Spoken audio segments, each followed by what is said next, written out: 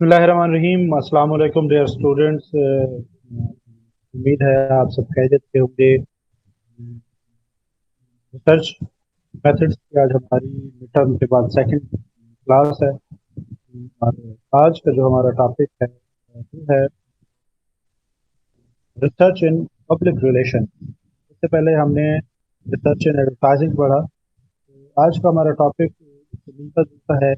जैसे एडवर्टाइजिंग में research, communication की इम्पोर्टेंस है, क्यों ज़रूरी है एडवर्टाइजिंग साइड के रिसर्च, तो हमने एक डिटेल्ड उस पर डिस्कशन की थी। तो उसी से मिलता जुलता हमारा आज का टॉपिक है। दूसरी साइड है, यह है पब्लिक रिलेशन की। पब्लिक रिलेशन में रिसर्च की क्या अहमियत है, क्यों इम्पोर्टेंट है रिसर्च पब्लिक रिलेशन के लिए। तो इसको हम जो है वो डिटेल से देखते हैं। इससे पहले कि मैं जो है उस पर बात करूँ, सबसे पहले आप लोग अपनी वन बाई वन अपनी अटेंडेंस लगा लें ताकि ये रिकॉर्ड का हिस्सा बन एक्सक्यूज मी सर, आपकी आवाज नहीं क्लियर आ रही है। आप माइक काइंडली अपने पास कर लें ताकि हमें क्लियर आवाज आ सके। जाए। ठीक है, मैं इसको बताता हूँ। जब तक आप वन बाई वन जो है वो अपनी अटेंडेंस लगाते हैं।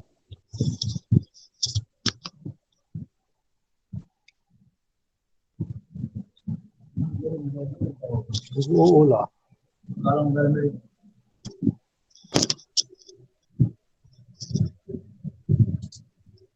अच्छा, वो जो है ये आप उधर अटेंडेंस लगा रहे हैं, ठीक है। वैसे आप बोल के भी अटेंडेंस वो कर सकते हैं, है ना, जैसे बेहतर लगे। सर मैं सर अनीका फैसल खान की से अटेंडेंस को मैनेज कर लीजिएगा, उसका आपको पता है इशू। जी, मुझे पता है। ओके।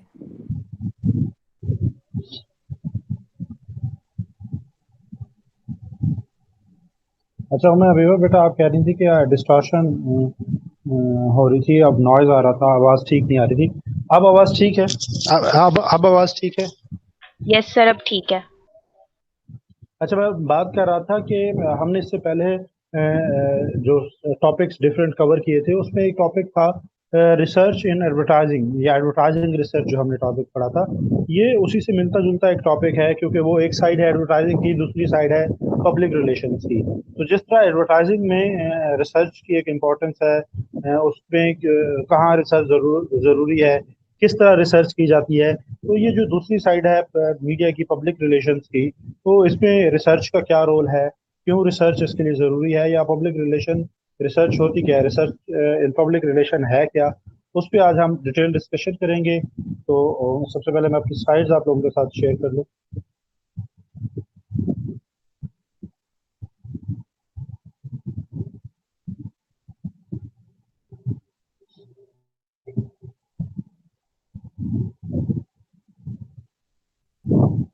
यह है जी रिसर्च इन पब्लिक रिलेशंस। सबसे पहले तो हमें ये डेफिनेशन हमने वैसे डिफरेंट जो है अंदाज से इसको पढ़ा है कि रिसर्च है क्या, लेकिन एक दफ़ा फिर इसको रिपीट कर लेते हैं। Basically research is a creative and systematic investigation, or you can say that it is a scientific investigation to increase the stock of knowledge, including knowledge of human culture and society. Basically research systematic process है जिसमें आप एक process से गुजरकर, एक systematic way से गुजरकर, scientific process से गुजरकर जब चीज़ों को इन्वेस्टिगेट करते हैं, उसको रिसर्च करते हैं। और क्यों, why you have to investigate things, why you have to done research to increase your knowledge. कौन सा नॉलेज? ह्यूमन कल्चर एंड सोसाइटी से रिलेटेड जो भी नॉलेज है, इंसानों से मुतालिक, ह्यूमन बिहेवियर से मुतालिक, कल्चर से रिलेटेड, सोसाइटी से रिलेटेड, सोशल इश्यूज से रिलेटेड, तो कोई भी मतलब हमारी डिफरेंट वॉक्स ऑफ लाइफ से जो डिफरेंट टॉपिक्स आते हैं, उन पर जब हम डीपली इन्वेस्टिगेट करते हैं चीज़ों को with a systematic process, with a scientific process, जब हम एक खास प्रोसेस से गुजर कर चीज़ों को इन्वेस्टिगेट करते हैं, उसे रिसर्च करते हैं। अब बात यहाँ पर आती है कि सर जब हम वैसे कोई चीज़ें सर्च आउट कर रहे होते हैं, किसी किताब से देख कर चीज़ों को पढ़ लेते हैं, मतलब अब जब आप अगर एक बात करें कि कोरोना के ऊपर सर मैंने बड़ी रिसर्च की है, तो आप उसे कह सकते हैं कि मैंने जो चीज़ को इन्वेस्टिगेट किया है, लेकिन आप उसे खास रिसर्च का नाम नहीं दे सकते। ठीक है, वो इसलिए क्योंकि आप जो रिसर्च के लिए डिफरेंट टूल्स यूज होते हैं, जो प्रोसेस यूज होता है, आपने उन उन उन गाइडलाइंस को, उस प्रोटोकॉल को फॉलो नहीं किया। लेकिन जब आप उस प्रोटोकॉल को फॉलो करते हैं, उस प्रोसेस को फॉलो करते हैं, यानी कि जो प्रोसेस हमने पहले पढ़ा कि रिसर्च प्रोसेस क्या है, जब आप उन गाइडलाइंस को सिस्टमेटिक वे में प्रोसीड करते हैं, तो वो फिर रिसर्च कहलाती है। अब आपकी वो इन्वेस्टिगेशन जो उस प्रोसेस से गुजरे, उसको हम रिसर्च कहेंगे। तो रिसर्च इसीलिए कंडक्ट की जाती है ताकि आपका स्टॉक ऑफ नॉलेज जो है वो इंक्रीज हो about human, about culture, about societies. I think it is clear to you. Research, research की डेफिनेशन। Yes, sir. Clear. ठीक। Then comes to the public relation. अब क्योंकि हम पब्लिक रिलेशन और रिसर्च की बात कर रहे हैं, तो पब्लिक रिलेशन के बारे में जानना भी जरूरी है कि पब्लिक रिलेशन है क्या। Basically public relation is the practice to develop the relationship between a company और द अदर ऑर्गेनाइजेशन और a famous person and the public for the sake of good image building. Basically देखिए, public relation, आप उसके नाम से ही आपको समझ आ रही है कि द रिलेशनशिप बिटवीन पब्लिक, और किसका रिलेशनशिप पब्लिक के साथ? Between company, person, organization. जब भी किसी इदारे का, किसी ऑर्गेनाइजेशन का, किसी खास बंदे का लोगों के साथ जो है वो कनेक्शन डेवलप किया जाता है, रिलेशनशिप डेवलप किया जाता है, किस लिए? ताकि उस बंदे की, उस ऑर्गेनाइजेशन की, उस कंपनी की जो इमेज बिल्डिंग की जाए, उसकी गुड इमेज जो है वो बिल्ड किया जाए। जैसा कि आप देखें कि डिफरेंट जो पॉलिटिकल लीडर्स होते हैं वो क्या करते हैं कि मुख्तलिफ कैंपेन्स के थ्रू अपनी इमेज बिल्डिंग करते हैं। इसी तरह जो डिफरेंट कंपनीज होती हैं वो पब्लिक रिलेशन कैंपेन चलाती हैं, वो पब्लिक रिलेशन कैंपेन रन करते हैं ताकि उनका इमेज जो है वो बिल्ड हो सोसाइटी में। पब्लिक रिलेशन कैंपेन चलाने की जरूरत क्यों पड़ती है? तो इसलिए कि बाद ऑर्गेनाइजेशन पर कोई क्राइसिस आ जाता है, या फिर आपकी ऑर्गेनाइजेशन जो है वो इमर्जिंग ऑर्गेनाइजेशन होती है, उसका स्टार्ट होता है, लोग उसको इतना ज्यादा नहीं जानते, तो you have to do such thing कि आप लोगों के अंदर घुस जाएं, लोग आपको जाने, आप फेमिलियर हो जाएं। तो उसके लिए आपको पब्लिक रिलेशन कैंपेन करनी है। आपको electronic media, through radio, television, newspaper, magazine, billboards, आप मतलब हर किस्म से एक हर किस्म की स्ट्रेटजी अडॉप्ट करते हैं लोगों के साथ रिलेशनशिप बिल्ड करने के लिए। क्यों रिलेशनशिप बिल्ड किया जाता है? रिलेशनशिप कैसे, यानी कि वो ताल्लुक कैसे बिल्ड होगा? वो इसी तरह बिल्ड होगा कि आप उनके अमंग पॉपुलर हों, आप उनके दरमियान पॉपुलर हों, लोग आपको जानें। उसके अलावा अगर आप इमर्जिंग नहीं है, लोग आपको पहले से जानते हैं, तो फिर एक क्राइसिस की सिचुएशन आती है। मतलब मुझे याद है कि कोका कोला पे खास क्राइसिस आया कि हिंदुस्तान में, इंडिया में कुछ लोग जो है वो की डेथ हो गई, और ये खबर जो है वो फैल गई पूरे इंडिया में कि वो जो लोगों की डेथ हुई, that was because of Coca Cola, के कोका कोला पीने की वजह से जो है वो ब्लैक वाटर पीने की वजह से उनकी डेथ हुई। लोगों ने जो है वो वहां पर अवॉइड करना शुरू कर दिया, इसके खिलाफ कैंपेन शुरू हो गई। आपने डिफरेंट एड्स देखे होंगे जो बैन हो गए हैं। मैं पेप्सी का एक ऐड देखता था, उस ऐड में क्या होता था कि एक बच्चे का जो कद है वो मशीन तक नहीं पहुंच सकता था, वो जिसमें से कॉइन डालते हैं बाहर, उसमें बोतल बाहर आती है। तो मैं देख रहा था कि वो बच्चा जो है वो कोका कोला की दो बोतलें रखता है, उसके ऊपर चढ़कर कॉइन डालता है उस मशीन में, वहां से पेप्सी की बोतल निकलती है। तो ये देखिए, इतना ज्यादा उसकी जो है वो डाउनफॉल आया था, लोग उसे नापसंद करते थे, इस तरह के एड्स बनना शुरू हो गए। फिर बकायदा कोका कोला ने फिर अपनी पब्लिक रिलेशन कैंपेन करने के लिए स्ट्रेटेजी डिजाइन की। वो स्ट्रेटेजी क्या थी? प्रमोशन शुरू कर दी, कि लोगों के दरमियान घुस गए, डिफरेंट सेलिब्रिटीज को ब्रांड एम्बेसडर बनाया। खासकर उस टाइम पे आमिर खान के बहुत ज्यादा एड्स आते थे कोका कोला के। आप लोग अभी भी देखें कोका कोला के, अगर आप एड सर्च करते हैं तो सारे उन कमर्शियल्स में आमिर खान जो है वो कैंपेन रन कर रहा है कोका कोला की, जिसमें वो बताता है कि कोका कोला जो है वो एक खास साइंटिफिक प्रोसेस से गुजर कर बनती है, जिसमें एहतियात होती है, जिसमें जो है वो लोगों की सेहत के असूलों को देखकर जो है वो कोका कोला बनाई जाती है। कोई ऐसी चीज नहीं है जिससे डेथ हो वो खुद भी कोका कोला पीता है। तो इसका इम्पैक्ट क्या पड़ता है कि उसकी इमेज बिल्डिंग होती है। तो ये लोग जो होते हैं ये फिर पीआरओज होते हैं, पब्लिक रिलेशन ऑफिसर्स होते हैं, जो ऐसी कैंपेन डिजाइन करते हैं कि अपनी कैंपेन में सेलिब्रिटीज का इस्तेमाल किया जाए, या फिर कोई प्रमोशनल एक्टिविटी की जाए। फॉर एग्जांपल एक तो ना सिर्फ उन्होंने वो आमिर खान जैसे लोगों को जो है उस कैंपेन का हिस्सा बनाया, बल्कि आपने देखा होगा कि मोहतरमा मैडम नूर जहां थी, उनका एक गाना जो है वो बड़ा हिट हुआ, जालिमा को कोका पिला दे। तो ये कोका की स्ट्रेटजी थी, पब्लिक रिलेशन कैंपेन थी। इसी तरह जो है उन्होंने प्रमोशनल एक्टिविटी कर दी एक के साथ। मतलब आप प्रमोशनल एक्टिविटी कैसे कि डिफरेंट पब्लिक प्लेसेस पर अपने जो है वो उन्होंने इंस्टॉल कर दी अपनी ये रेफ्रिजरेटर और ये मशीनें की पॉइंट बना दिए कि लोग देखेंगे, और बहुत ज्यादा एडवर्टीजमेंट की, बिल बोर्ड्स लगे हर जगह जगह पर के। और उसके बाद फिर कुक ने जो है वो अपनी दोबारा से वो इमेज जो खराब हो गई थी, उसके दोबारा उसको रिस्ट्रेन किया, बहाल किया। और वो इस काम पर आए कि आज जो है उस पोजिशन में है कि कह सके कि जी हम दिखने वाली ड्रिंक है।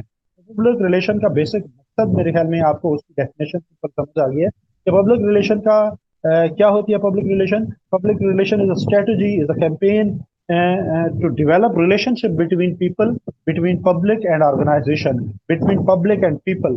यानी कि अगर वो खास बंदा है वो अपने लिए पब्लिक रिलेशन करेगा, मतलब कोई आप पॉलिटिकल लीडर कहते हैं ले लें, तो फिर पब्लिक रिलेशन कैसे करेगा, लोगों के साथ राब्ता। फिर उसके पीआरओज होते हैं। अक्सर आप जब आप किसी प्रेस कॉन्फ्रेंस पे जाते हैं, किसी अदीब की, शायर की, किसी ब्यूरोक्रेट की, या किसी पॉलिटिकल लीडर की, तो उनके पीआरओज मौजूद होते हैं। PROs means public relation officers. Public relation officer ही मीडिया के थ्रू जो है वो इमेज बिल्डिंग कर रहे होते हैं, वो खास प्रेस रिलीज जारी करते हैं, खबर जारी करते हैं, ताकि आपने उस जिस बंदे के लिए काम कर रहे हैं या फिर जिस ऑर्गेनाइजेशन के लिए, ऑर्गेनाइजेशन का पीआरओ भी हो सकता है, इंडिविजुअल का पीआरओ भी हो सकता है, क्योंकि ये इंडिविजुअल लेवल पे भी हो सकती है पब्लिक रिलेशन कैंपेन, और जो है ऑर्गेनाइजेशन लेवल पर भी हो सकती है। तो उसके लिए डिफरेंट टूल्स और स्ट्रेटजीज यूज की जाती है पब्लिक रिलेशन के लिए। टूल्स और स्ट्रेटजीज फॉलो करती है, मतलब पब्लिक रिलेशन करनी है तो आप थ्रू प्रेस रिलीज भी एक टूल है, कि आप प्रेस रिलीज के थ्रू मीडिया मीडिया स्ट्रेटजी आप आते हैं जाकर जो है वो अपनी इमेज बिल्डिंग के लिए वो चीज़ करते हैं। इसी तरह मुझे एक वाकया याद आ गया, जब ये सानिया मर्डर टाउन हुआ, तो खासकर लाहौर पुलिस और वो जो उस टाइम पे आईजी थे, उनकी पोजीशन बहुत ज्यादा खराब हो गई, इमेज उनका जो है वो खराब हो गया। आप देखते हैं कि पंजाब पुलिस के अक्सर जो है वो पेज बने हुए हैं सोशल मीडिया पर, और उनकी बाज़ दफा कैंपेन चल रहे होते हैं, पुलिस अवाम एक साथ, और इस तरह के उनके मैसेजेस, ये सारे क्यों किए जाते हैं, ये सारी इस तरह की कैंपेन्स क्यों डिजाइन की जाती हैं कि पुलिस अवाम एक साथ और इस तरह जो चीजें, ये सारी इसलिए की जाती हैं ताकि जो पुलिस का एक इमेज खराब हुआ है आवाम के दरमियान, उस इमेज को बेहतर किया जाए। इमेज बिल्डिंग के लिए जो भी स्ट्रेटजी अपनाई जाए, वो चाहे किसी प्रेस रिलीज के थ्रू हो, चाहे किसी सेमिनार के थ्रू हो, चाहे किसी टूर के थ्रू हो, पब्लिक गैदरिंग के थ्रू हो, चाहे आप ब्रोशर्स बांटें लोगों में, बिल बोर्ड्स लगाएं, एडवर्टाइजिंग कैंपेन करें, SCR एम कैंपेन अगर रन करें, मतलब इसके लिए डिफरेंट टूल्स और स्ट्रेटजीज जो है वो अडॉप्ट की जाती हैं पब्लिक रिलेशन के लिए।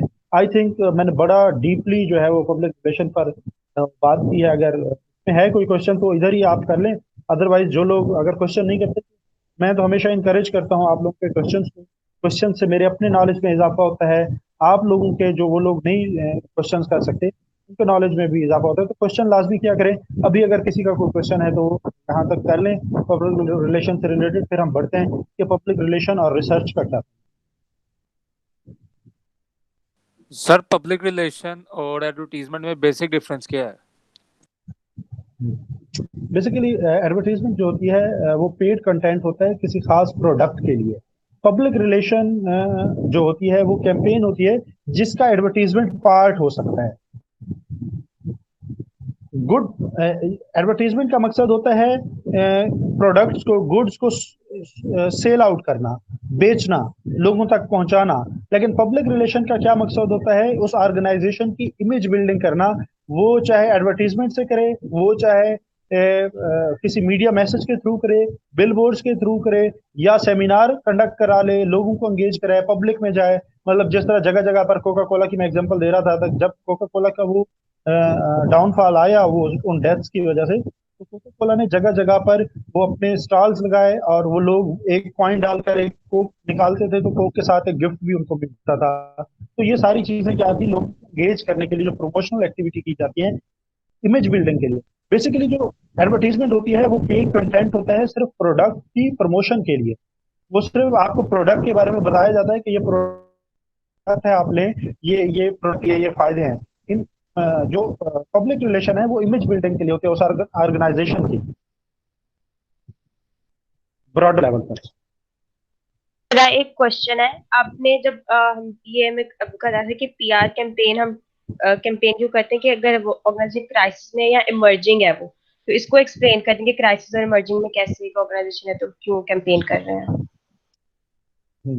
आप देखें कि एक प्रोडक्ट आया है या एक ऑर्गेनाइजेशन है, वो बिल्कुल नई नई जो है वो स्टार्ट हुई है, उसको लोग इतना नहीं जानते। तो फिर क्या होता है कि उसकी इमेज बिल्डिंग नहीं होती, लोगों के दरमियान लोग उसे जानते नहीं हैं, उसके बारे में उनकी कोई राय नहीं होती। तो उस राय को डेवलप करने के लिए, लोगों के दरमियान आने के लिए, अपने आप को पॉपुलर करने के लिए जब हम कोई कैंपेन डिजाइन करते हैं, उसमें हम एड्स भी चला सकते हैं, उसमें जो है हम लोगों के सेमिनार्स कराकर लोगों को एंगेज कर सकते हैं, स्पॉन्सर दे सकते हैं। बाज दफा कोई एक्टिविटीज होती हैं, जैसे आपकी यूनिवर्सिटी में वो फेस्टिवेशिया होता है, तो उसमें क्या करते हैं कि इमर्जिंग जो अगर कोई ऑर्गेनाइजेशन होगी, अगर वो वहां पर अपनी इमेज बिल्डिंग के लिए पीआर पॉइंट ऑफ व्यू से वो आपको सपोर्ट करती है, स्पॉन्सर करती है, तो फिर वहां पर बच्चों को, लोगों को पता चलेगा अच्छा ये भी कोई चीज प्रोडक्ट है जिसके इतने ज्यादा बैनर्स और स्टॉल्स और ये सारी चीजें जो हम देख रहे हैं। तो क्राइसिस में ऐसा होता है कि बाज दफा डाउनफॉल आ जाता है इदारों पर। जैसे कोका कोला की मैंने एग्जांपल दी, इस तरह आजकल पेप्सी पर है, किसी और बहुत सारे प्रोडक्ट हैं, केएफसी मैकडोनल्ड्स के हवाले से, और ऐसी बहुत सारी ब्रांड्स हैं जिनका डाउनफॉल आया। तो फिर उनके जो पीआरओज होते हैं, पब्लिक रिलेशन ऑफिसर्स होते हैं, वो पर एक स्ट्रेटेजी डिजाइन करते हैं, एक कैंपेन डिजाइन करते हैं, जिससे उस इमेज जो खराब हो चुकी होती है उसको बेहतर बनाया जाता है।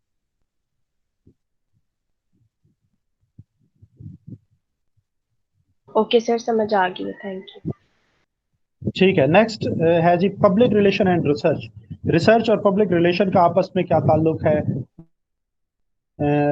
Why research is important in peer campaign? Research is basically as an essential part of public relation management.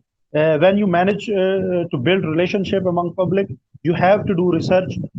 You have to find out that where is problem है कहाँ, then what will be the solution for that problem. इसके लिए research important है। पहले तो आपको problem find करनी है कि भाई प्रॉब्लम कहाँ पर आ रही है। फिर आप जब उस प्रॉब्लम को फाइंड आउट कर लेते हो, इन्वेस्टिगेट कर लेते हो, then you have to make your strategy. आपको स्ट्रेटजी डिजाइन करने के लिए भी रिसर्च करने की जरूरत होती है। आपको पता होना चाहिए कि ऑडियंस की नीड क्या है, what is the desire of your audience, what is the desire of your public, what they want from you. तो ये सारी चीजें आपको पता होना चाहिए। और पता कब होती हैं? when you done with your research, when you done with your investigation, and you can say that public relation professionals often find themselves in the position of having to convince management to fund research. They are in position, they have to convince their organization that when organization fund for research, they will provide the better result to their company। अगर वो research के बगैर जब कोई campaign design की जाए, मतलब आप एक कैंपेन करते हैं, आप कहते हैं कि सर जी हमारे प्रोडक्ट को, आप अपने बॉस को ये बात बताते हैं कि सर हमारे प्रोडक्ट का इस टाइम पे डाउनफॉल जा रहा है, तो हमें पीआर कैंपेन करनी चाहिए। आपके जो है वो मैनेजमेंट भी इसलिए राजी हो जाती है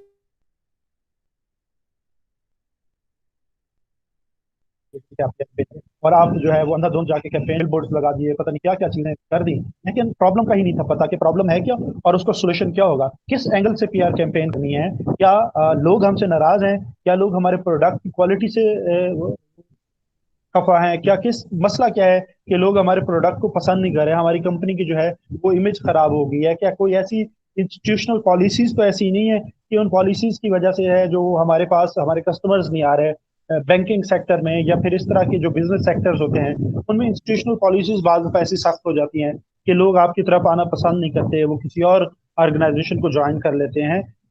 आपके क्लाइंट्स, आपके कस्टमर्स, आपके जो जो टारगेट ऑडियंस है। तो you have to do your research. पहले आपने प्रॉब्लम को फाइंड आउट करने के लिए आपको रिसर्च करनी पड़ेगी। और उसके लिए रिसर्च करने के लिए you have to convince your management कि हमें रिसर्च करनी है, आपने अपनी मैनेजमेंट को कन्विंस करना है, then they will fund for your research. और फिर अगर वो फंड करते हैं तो फिर आप प्रॉपर रिसर्च करेंगे। बिफोर योर कैंपेन आप रिसर्च कर सकते हैं। You can also done your research after campaign या ड्यूरिंग योर कैंपेन। ये डिफरेंट प्रोसेस होता है कि आप बिफोर कैंपेन अगर आपने प्रॉब्लम को फाइंड आउट करना है तो बिफोर कैंपेन आप रिसर्च करते हैं। बाद दफा आप पोस्ट रिसर्च करते हैं, कैंपेन आपने रन कर ली उसके बाद उसका फीडबैक लेने के लिए रिसर्च करते हैं ये जो हमने कैंपेन जिस तरीके से डिजाइन की है तो इस कैंपेन के क्या रिजल्ट्स आए हैं, फर्दर हम इन फ्यूचर जो है वो किस तरह अपनी स्ट्रेटेजी को इम्प्रूव कर सकते हैं। तो ये इसलिए रिसर्च बड़ी जरूरी है पब्लिक रिलेशन सेक्टर में भी। पब्लिक रिलेशन और उस रिसर्च करने के लिए you have to convince your management कि वो आपको फंडिंग करें, वो आपको फंड दें कि आप प्रॉपर जो है वो रिसर्च कर सकें। वही जो बात मैं दोहरा रहा था, कर रहा था, that is our next point, that why conduct PR research, why we have to, आपको ये समझना जरूरी है कि क्यों रिसर्च करनी चाहिए, क्यों आपकी ऑर्गेनाइजेशन जो है वो इतना पैसा लगाए रिसर्च पे। So the answer is that without research public relation practitioners are essentially unable to guess when PR problem and PR campaign started. हाँ, जब इन्वेस्टिगेट ही नहीं किया आपने, प्रॉब्लम को देखा ही नहीं है तो you are enable to find out that how you will design your campaign, when you will start your campaign. आपको कैंपेन चलाने का, मुहिम चलाने का टाइम टेबल ही नहीं पता, आप गलत टाइम पे जो है वो कैंपेन चलाते हैं, प्रोडक्ट की प्रमोशन के का वक्त कुछ और है और आप एक गलत टाइम टेबल सेलेक्ट करते हैं तो फिर वो सारी की सारी चीजें जो है, इतनी इन्वेस्टमेंट, इतना पैसा, इतना टाइम जो है वो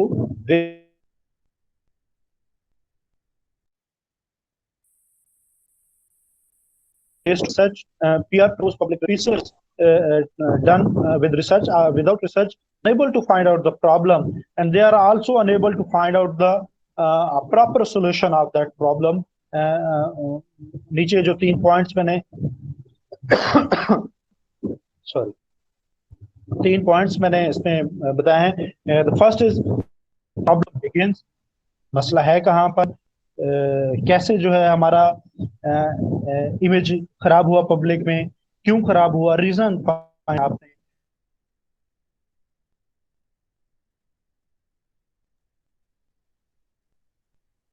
आपको देखना नहीं है कि कैसे जो है वो प्रॉब्लम स्टार्ट हुई, then you have to find out how it evolves. अच्छा, वो प्रॉब्लम कैसे शुरू हुई और फिर आहिस्ता आहिस्ता वो प्रॉब्लम कैसे इतना बढ़ गई कि आप शट डाउन की तरफ चले गए, आप बिल्कुल, आपका इमेज खराब हो गया, पब्लिक आपको देखना नहीं चाहती, आपका प्रोडक्ट नहीं देखना चाहती, या फिर जो ऑर्गेनाइजेशन है या इंडिविजुअल है उसके बारे में बात ही कोई नहीं करना चाहता। तो आपको ये सारी चीजें जो है वो देखनी पड़ेंगी कि कैसे प्रॉब्लम स्टार्ट हुई, where the problem begins and how it evolves, and third point is what is the solution of problem. ठीक है, आपने प्रॉब्लम को पकड़ लिया, आपने देखा कि कहाँ प्रॉब्लम स्टार्ट हुई, कैसे ये प्रॉब्लम बढ़ी, लेकिन अगर आप एक प्रॉपर सॉल्यूशन के साथ नहीं आए, आपको पता ही नहीं है कि आपके इस प्रॉब्लम का सॉल्यूशन क्या है, उसका हल क्या है प्रॉपर, फिर उसके लिए जो है वो आपकी मैनेजमेंट, आपके जो पीआर प्रैक्टिशनर्स होते हैं, वो बड़े बड़े जो दिमाग होते हैं वो बैठते हैं इसके लिए, उसके लिए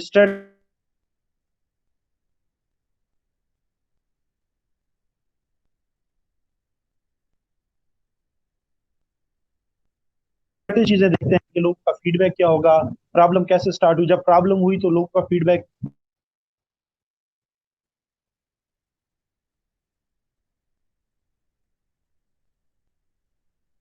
उसको एक सजेशन कि अगर हम ये स्ट्रेटेजी, अगर ये कोका कोला की कंपनी या फलां ब्रांड या फलां ऑर्गेनाइजेशन या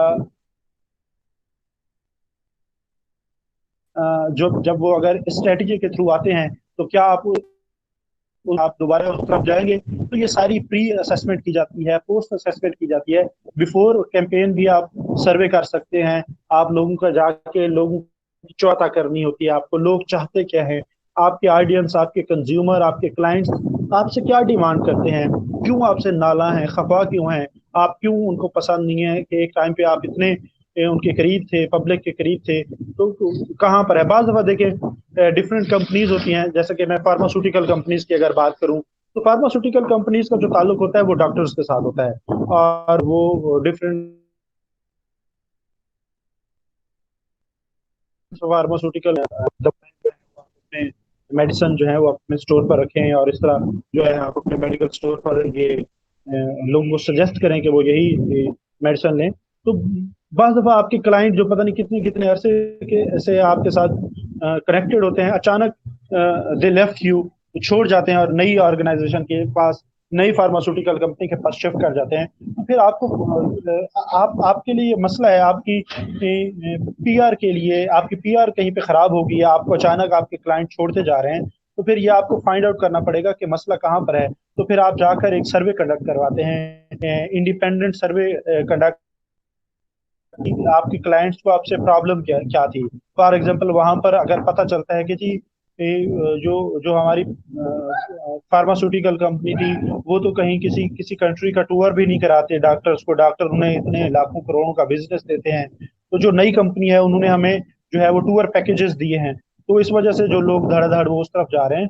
तो फिर वो जो पीआर प्रैक्टिशनर्स होते हैं, तो वो फिर इस चीज पे जो सर जोड़कर बैठते हैं कि वो हैव दिस, हमें ये सारी चीजें करनी चाहिए जो हमारे क्लाइंट्स की डिमांड है, तो फिर वो इस तरह के पैकेजेस के साथ आते हैं, इस तरह की स्ट्रेटजी के साथ आते हैं कि उन लोगों को दोबारा अपने साथ एंगेज करें, उनको बोनसेस, उनको जो है वो देकर, उनको गिफ्ट देकर, इस तरह की चीजें देकर, जिससे उनकी इमेज बिल्डिंग हो और ये सारी चीजें हों।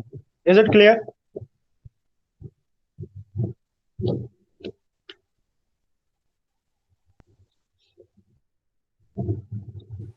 Yes sir. बच्चे मेरे साथ साथ आप जो है हाँ बोलते रहे हैं, मेरे ख्याल में आपकी क्लास जो है वो बड़ी तवज्जो से सुनती है, खासकर तत्तायन, उम्मे, अंबर, अलीका, ये सब उस्मान लोग, तो साथ साथ बोलते रहा करें, ताकि मैं जो इतना ज्यादा बोल रहा हूँ फिर ओके वो वही सर। बात ना हो कि वो लोग कहें कि जी आप इतना पढ़ाते जाते हैं और बच्चों को तो समझ नहीं आती। तो ऐसा ना हो, अगर कोई चीज कहीं पर कोई पॉइंट क्लियर नहीं है, तो मैं इसीलिए तो आपके साथ हूँ, हम लोग अंगेज इसीलिए हो रहे हैं, अदरवाइज तो मैं ये साइड्स आपको भेज सकता हूँ कि जी आप पढ़ लें और इसमें बड़ा आसान सा मटेरियल हो सकता है, लेकिन हमारा यहाँ पर बैठना और 1 घंटा 1.5 घंटा जो है वो क्लास को देना, वो सिर्फ इसीलिए है कि हम एक दूसरे के साथ इंटरेक्शन कर सके, जहाँ पर क्वेश्चन है उस question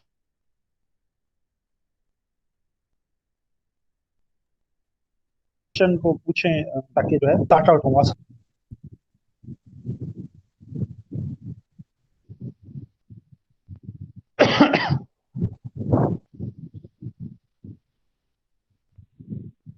the next slide is research and decision making. बहुत अहम बात यह है कि रिसर्च डिसीजन मेकिंग के लिए बहुत ज़्यादा जो है वो हेल्पफुल होती है। कैसे? A researcher find a problem that where it is started and how to solve the problem in order to increase the good image building. When researcher find out that why problem, where it was started, and how we can start out that problem,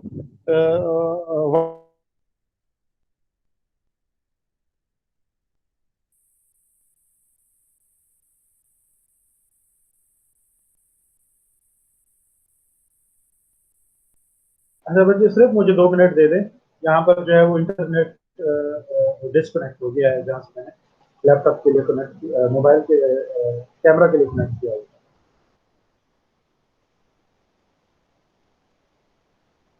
just give me 1 minute.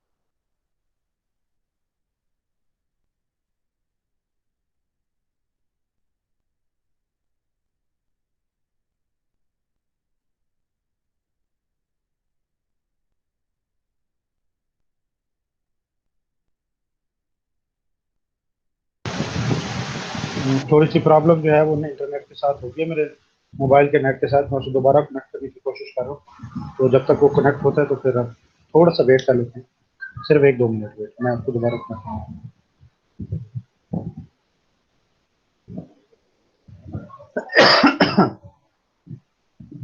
सत्यान, तब तक अगर question है तो बेटा वो पूछ ले, इसी से रिलेटेड या कोई चीज, जब तक मैं दोबारा कनेक्ट कर लूं कैमरा। नहीं सर जी, क्वेश्चन नहीं, सारी समझ आई है सर। की बात है। जी सर। चलो ठीक, ठीक है जी। सर मेरा एक क्वेश्चन है। जी उम्मे हबीबा, बेटा आप क्वेश्चन करें।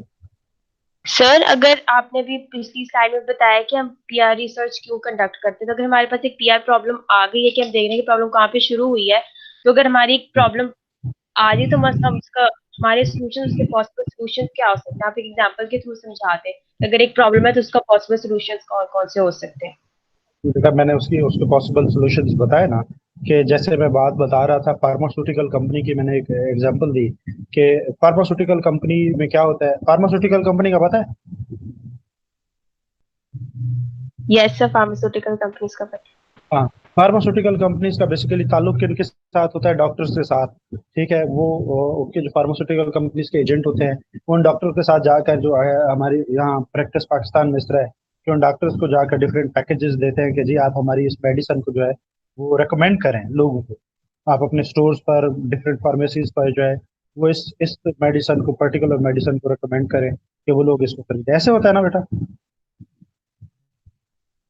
Yes sir. ठीक है। अच्छा, अचानक ऐसा होता है कि उस फार्मास्यूटिकल कंपनी के डिफरेंट डॉक्टर्स जो हैं वो उस फार्मास्यूटिकल कंपनी को छोड़ जाते हैं और किसी और फार्मास्यूटिकल कंपनी को ज्वाइन कर लेते हैं, उनके साथ एग्रीमेंट कर लेते हैं। तो यहाँ पर एक प्रॉब्लम स्टार्ट हो गई कि उस ऑर्गेनाइजेशन ने ये सोचना शुरू कर दिया, उस फार्मास्यूटिकल कंपनी ने, कि कहाँ पर ऐसी कोई प्रॉब्लम हुई है कि लोग हमें छोड़ते जा रहे हैं, हमें डॉक्टर्स नहीं मिल रहे, अब हमारी कंपनी की तरफ कोई आता नहीं है। क्या हमारी सर मेडिसिन लगता में है कोई उनका प्रॉब्लम मेडिकल थी? रैप डॉक्टर को सही तरह से ट्रीट नहीं कर रहा, डॉक्टर को पैसे नहीं दे रहा, आपका होटल से होटल नहीं लेके रहा है। उसामा उसामा उसी उसी उसी पे मैं बात कर रहा था। अब जो है वो जो रिसर्चर्स होंगे ना, वो रिसर्च करेंगे कि कहीं मेडिसिन की क्वालिटी में मसला था क्या, कहीं पर हमारी जो डीलिंग में कोई मसला था, प्रॉब्लम कहाँ पर थी। तो फिर वहां पर वो है कि एक सर्वे कंडक्ट कराया जाता है, सर्वे कराया जाएगा। सर्वे में क्या होगा कि उन लोगों से जो कि डिफरेंट मार्केट में मौजूद हैं, डॉक्टर्स और लोग, फार्मास्यूटिकल कंपनी के लोग, तो उनसे एक सर्वे कंडक्ट कराया जाएगा, जिस सर्वे में डिफरेंट क्वेश्चंस के थ्रू पूछा जाएगा कि क्या किस तरफ जो है वो लोगों का रुझान ज्यादा है। तो सर्वे के बाद रिजल्ट ये आया कि हमारी फार्मास्यूटिकल कंपनी को लोग इसलिए छोड़कर गए, इसलिए नापसंद करते हैं कि हमारी फार्मास्यूटिकल कंपनी ने पिछले 5 साल से कोई पैकेज ही नहीं दिया डॉक्टर्स को। जबकि दूसरी फार्मास्यूटिकल कंपनीज हैं, उन्होंने तो जो है वो इतने इतने डॉक्टर्स को उम्रा पे भेजा है, इतने डॉक्टर्स को ज़ियारात पे भेजा है। तो ये सारी चीजें जो हैं, या कोई गाड़ी लेकर दी है, किसी को घर लेकर दिया है, कुछ इस तरह की चीजें, ये एक प्रैक्टिस है जो कि की जाती है। अब उस इमेज बिल्डिंग के लिए जब हमने ये फाइंड आउट कर लिया कि प्रॉब्लम क्या थी, कि हमने लोगों को पैकेज नहीं दिया। ठीक है बेटा उमे, यस सर। प्रॉब्लम पता चली हमें थ्रू रिसर्च, थ्रू सर्वे या थ्रू इंटरव्यू। लाजमी नहीं कि सर्वे ही एक रिसर्च डाटा कलेक्शन का मेथड है, कोई और मेथड भी हो सकता है। मतलब हमने एक फोकस ग्रुप स्टडी कर ली, 8 से 10 डॉक्टर्स को बिठाकर उनसे जो है वो डिबेट कर रही। तो ये सारी चीज़ क्या होगी कि हमने जब डाटा कलेक्ट किया और हमारे पास रिजल्ट आया कि लोग जो है वो हमसे बेजार इसलिए हैं कि हमने डॉक्टर्स को पिछले 5-6 सालों से कोई पैकेज ही नहीं दिया, ना किसी को कोई तोहफा तहफ़ दिए हैं, ना किसी को। अच्छा, ये प्रॉब्लम भी हो सकती है। दूसरे एंड पर मेडिसिन की क्वालिटी भी खराब हो सकती है, उस पे भी वो रिजल्ट डिफरेंट हो सकते हैं। लेकिन हमारा रिजल्ट यही आया कि जी डॉक्टर्स पैकेज मांगते हैं। तो फिर अब हम स्ट्रेटेजी किस तरह बनाएंगे? क्या अब हम क्वालिटी इंप्रूव करना शुरू कर देंगे, दवाओं की, मेडिसिन की क्वालिटी इंप्रूव करेंगे? नो सर, पैकेज अच्छा। डॉक्टर्स के लिए पैकेज करेंगे। हाँ, तो अब हमारी कैंपेन इस तरह होगी, ये है पब्लिक रिलेशन कैंपेन, कि हम उन डॉक्टर्स के लिए जो है वो कोई ना कोई ऐसा पैकेज डिजाइन करेंगे कि जो बाकी फार्मास्यूटिकल कंपनी से बेहतर हो, उनसे बेहतर अंदाज में जो है हम उनके साथ डील कर सकें, ताकि लोग रिकनेक्ट हो, उनकी इमेज बिल्डिंग फिर आपकी कंपनी की हो, आपके साथ दोबारा जो है वो लोग ज्वाइन कर सके आपको। जी उमे, is it clear? Yes, sir, clear. Then it is easy for a public relation manager to make decision. Decision making की मैं बात कर रहा था कि before decision they conduct their research, वही जो अभी मैं रियल टाइम एग्जांपल आपको दे भी रहा था।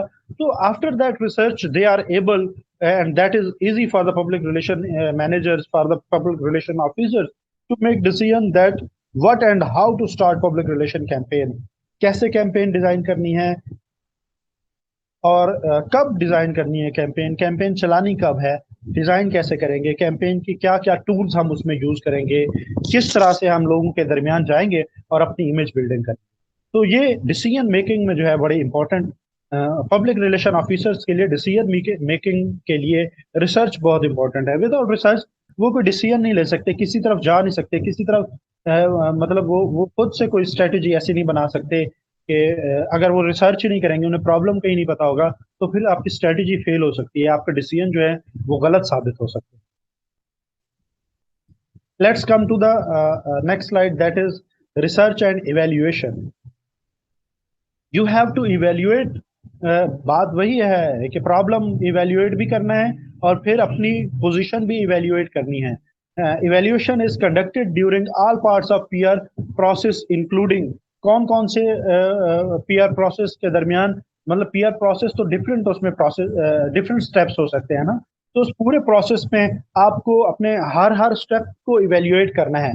रिसर्च है तो उसको इवैल्यूएट करना है, कैंपेन है तो उसको इवैल्यूएट करना है, प्री कैंपेन भी इवैल्यूएट करेंगे, पोस्ट कैंपेन भी इवैल्यूएट करेंगे, एंड ड्यूरिंग कैंपेन भी आप अपनी चीज़ों को इवैल्यूएट करेंगे कि जब आप कैंपेन कर रहे हैं तो उस कैंपेन को कुछ फायदा है, जब आप कैंपेन रन कर रहे हैं तो उस कैंपेन से क्या क्या नताइज निकल रहे हैं, आप इतना इतना टाइम लगा रहे हैं, इतना पैसा लगा रहे हैं पीआर कैंपेन पे, तो पीआर कैंपेन का क्या रिजल्ट है, क्या फायदा है। तो evaluation is conducted during all the steps, all the parts of the PR process, including कौन कौन से वो पार्ट्स हैं, कौन कौन से स्टेप्स हैं that are at the pre campaign research phase, during the actual campaign, at the end of the campaign. यहाँ पर मैं थोड़ा सा पॉज लेता हूँ, आप लोगों को जो है वो एंगेज करता हूँ। मुझे यहाँ पर अलिका, बेटा आप बताओ कि what is pre campaign research phase, what does it mean by pre campaign? Ma'am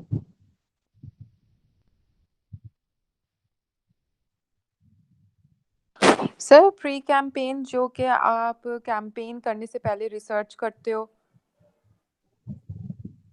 ठीक है, वेरी उसके गुड। बारे में, जिस बारे में आपने कैंपेन करनी है उसके बाद में आप थोड़ी सी रिसर्च गैदर करते हो।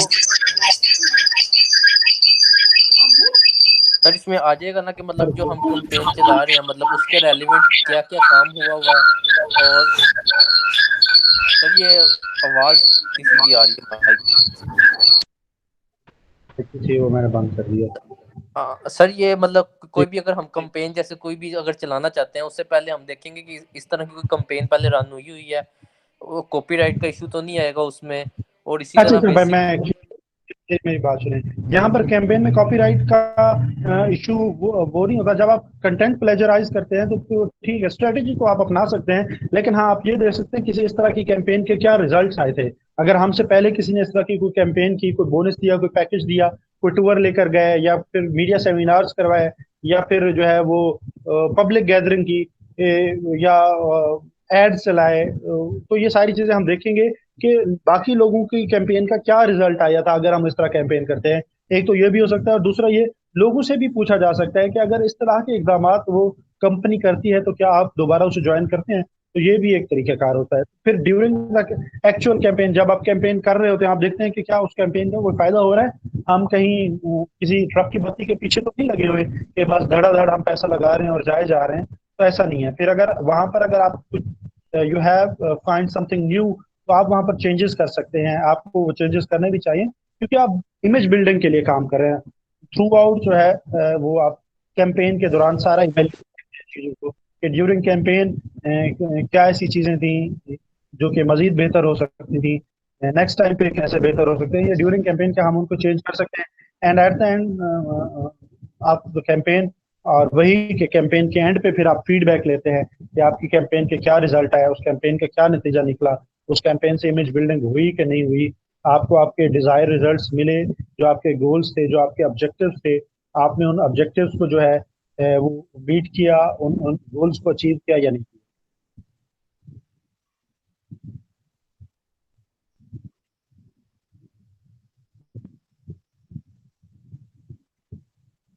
जी क्लियर है? Yes sir. जी सर ये क्लियर। देखिए क्लियर। प्री कैंपेन में क्या होता है कि how how we well was pre campaign में हमने कैंपेन चलाने से पहले ये भी देख रहे हैं कि हम जब हमारी इमेज खराब हुई उससे पहले हम कितने अच्छे थे, how well we was research, previous research conducted, and then which strategies have produce the best result, और कौन सी ऐसी स्ट्रेटजीज हम बनाएं जो कि बेहतरीन रिजल्ट बनाए, जिससे बेहतरीन रिजल्ट निकलेगा। And then during the campaign you have to find out, you have to evaluate that how effective has the campaign been at meeting objectives at phase 1, phase 2, phase 3। अच्छा, जब आप कैंपेन कर रहे हैं तो डिफरेंट फेज में करते हैं, फेज 1, फेज 2, फेज 3, या फिर एक ही फेज भी हो सकता है, सिर्फ सिंगल फेज भी हो सकता है।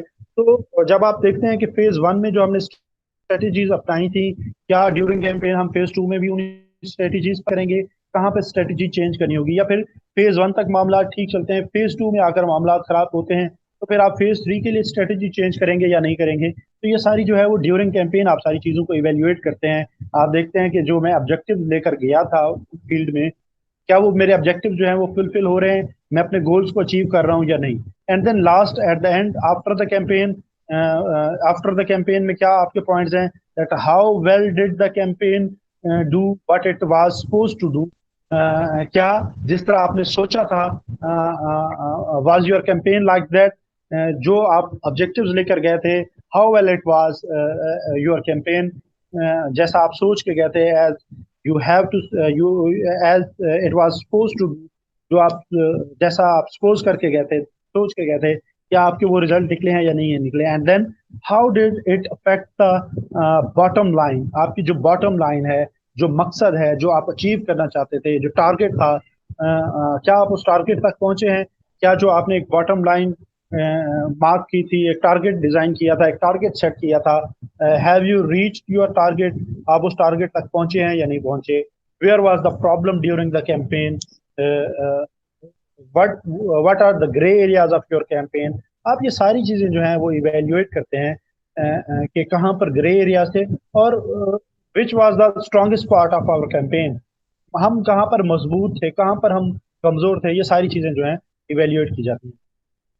इंपॉर्टेंस क्या है रिसर्च की, क्यों रिसर्च करना जरूरी है।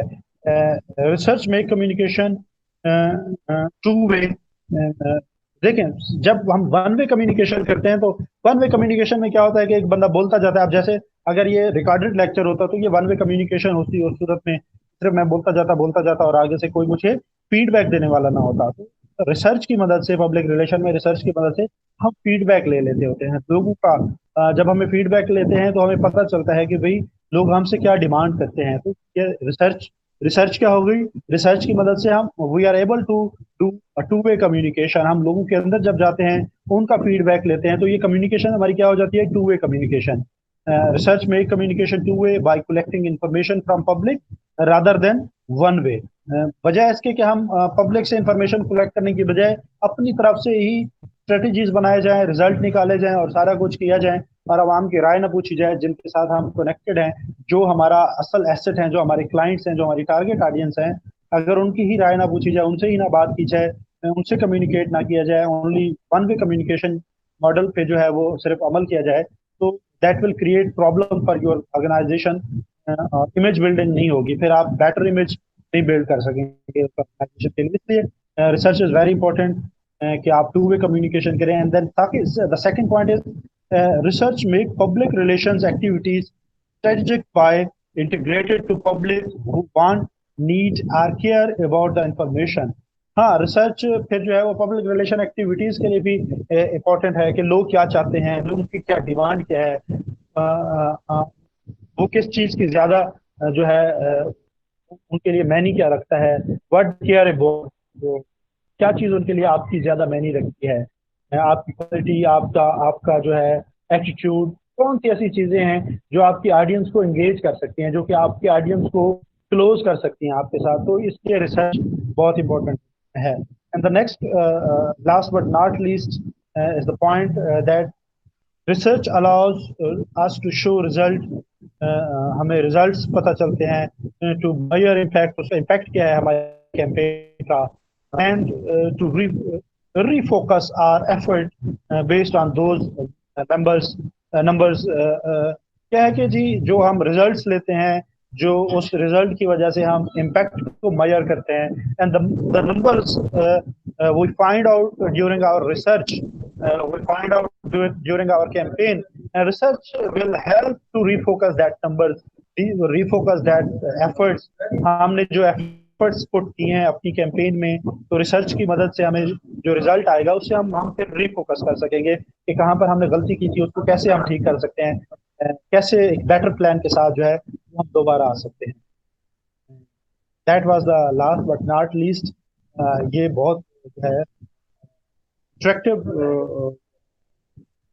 सेशन आई थिंक था, और उसके अलावा ये टॉपिक ऐसा है जिस पर जितनी डिबेट की जाए, बात की जाए, वो उस तरह से कम है। आपके कोई क्वेश्चंस हैं तो जल्दी जल्दी से ये क्वेश्चंस आप करें, otherwise will have to conclude this session. हमें इसे वाइंड अप करना है, we have to wind up.